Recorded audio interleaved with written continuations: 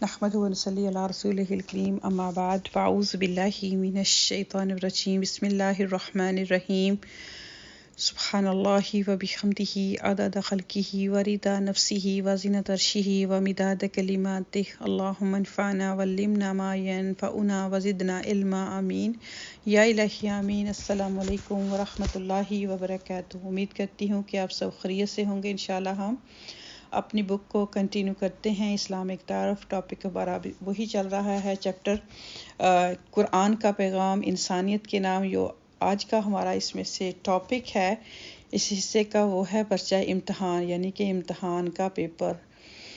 تو شروع کرتے ہیں انشاءاللہ۔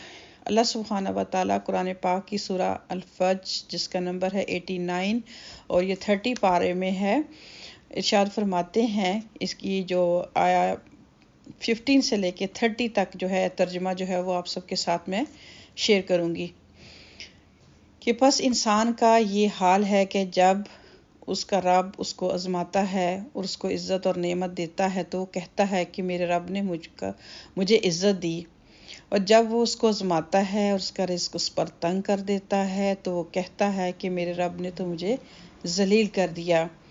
ہرگز نہیں، بلکہ تم یتیم کی عزت نہیں کرتے اور تم مسکین کو کھانا نہیں کھلاتے، اور ایک دوسرے کو تم اس پر نہیں ابھارتے، اور تم وراثت کو سمیٹ کر کھا جاتے ہو، اور تم مال سے بہت زیادہ محبت رکھتے ہو۔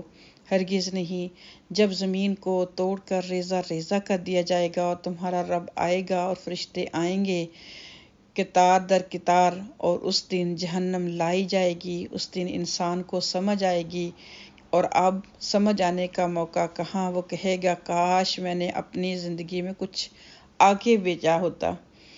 بس اس دن نہ تو اللہ کے برابر کوئی عذاب دے گا اور نہ اس کے باندھنے کے برابر کوئی باندھے گا۔ اے نفس مطمئن، چل اپنے رب کی طرف، تو اس سے راضی، وہ تجھ سے راضی، پھر شامل ہو میرے بندوں میں اور داخل ہو میری جنت میں۔ تو یہ آخری حصہ تھا جو کہ ہم نے اس کا ترجمہ دیکھا۔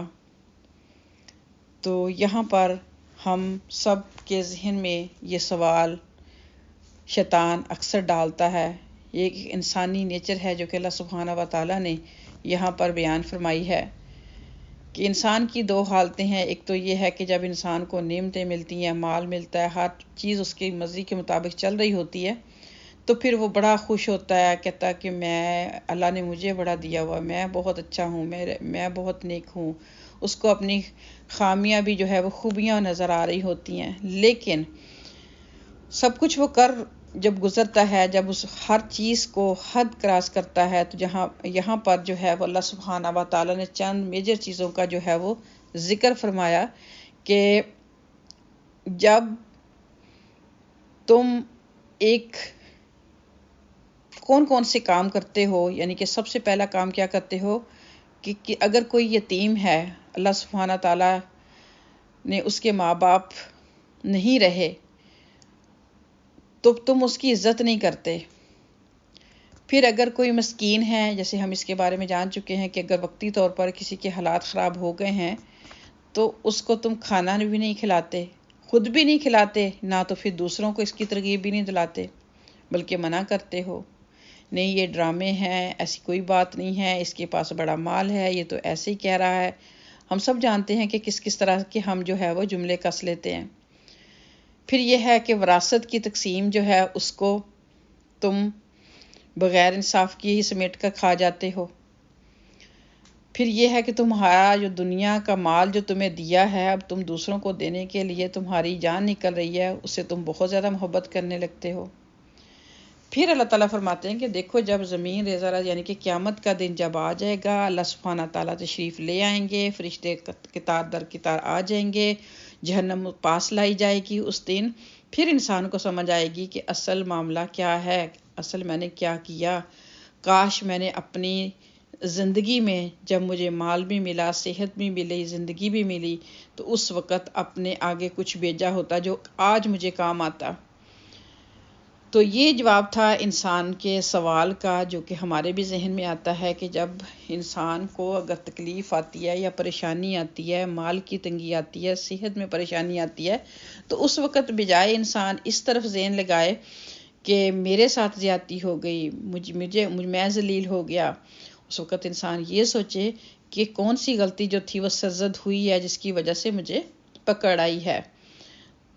تو اسی طرح پھر دیکھیں کہ دنیا میں آدمی کو دو قسم کے احوال پیش آتے ہیں نا، کبھی پانا اور کبھی محروم ہو جانا۔ یہ دونوں حالتیں امتحان کے لیے ہیں، وہ اس جانچ کے لیے ہے کہ انسان کسی حالت میں کون سا رد عمل پیش کرتا ہے۔ جس شخص کا معاملہ یہ ہو کہ جب اس کو کچھ ملے تو وہ فخر کرنے لگے، اور جب اس سے چھینا جائے تو وہ منفی نفسیات میں مبتلا ہو جائے، ایسا شخص امتحان میں ناکام ہو گیا۔ دوسرا انسان وہ ہے کہ جب اس کو موقع ملا، اس نے اللہ سبحانہ تعالیٰ کے سامنے جھک کر اس کا شکریہ ادا کیا، اور جب اس سے چھینا گیا تو دوبارہ اس نے اللہ کے آگے جھک کر اپنی کا اقرار کیا، یعنی کہ اس نے اپنی جو کمزوری تھی اس کا اقرار کیا، غلطی کا اقرار کیا۔ یہی دوسرا انسان ہے جس کو یہاں نفس مطمئنہ کہا گیا، یعنی کہ اس کو قیامت کے دن کیا کہا جائے گا کہ اے مطمئن روح، تو اب جنت میں داخل ہو جا۔ دنیا میں انسان کو مال کی صورت میں یا کسی اور صورت میں جو چیزیں ملتی ہیں وہ سب اس کے لیے امتحان کا پرچہ ہے، وہ بذات خود مطلوب نہیں ہے بلکہ ایک اور مقصد کے حصول کا ذریعہ ہے۔ وہ مقصد یہ ہے کہ انسان ان چیزوں کو اس طرح استعمال کرے کہ وہ آئندہ آنے والی ابدی زندگی میں اس کی نجات کا ذریعہ بن سکیں۔ تو یہ چند باتیں تھیں، بار بار ڈیفرنٹ ٹاپکس میں، ڈیفرنٹ سورہ میں اللہ سبحانہ و تعالیٰ جو ہے وہ ذکر فرماتے ہیں۔ تو اسی لیے اگر ہمارا قرآن سے مضبوط تعلق ہوگا، اس کو ہم پڑھیں گے، اس کو ہم سمجھیں گے، پھر اس کو اپنی زندگی میں شامل کریں گے، تو پھر ہم آخرت کے خسارے سے جو ہے وہ اپنے آپ کو بچا سکیں گے انشاءاللہ۔ تو اللہ تبارک و تعالیٰ سے دعا ہے کہ ہمیں وہ سوچ، وہ دل، وہ آنکھیں عطا فرمائے جس سے ہم ہر چیز کو اچھے سے پہچان کر اپنی یہ ٹیمپریری زندگی جو چند دن کی ہے، جو کہ کسی کو بھی نہیں پتہ کہ وہ کتنی ہے، اس ابدی زندگی کو سنوار سکیں، اسی مال سے ہم آگے کی زندگی کو بہتر کر سکیں۔ اللہ سبحانہ تعالیٰ ہم سب کی مدد فرمائے۔ اپنا بہت خیال رکھیے گا، انشاءاللہ نیکسٹ لیکچر میں ملاقات ہوتی ہے۔ السلام علیکم ورحمۃ اللہ وبرکاتہ۔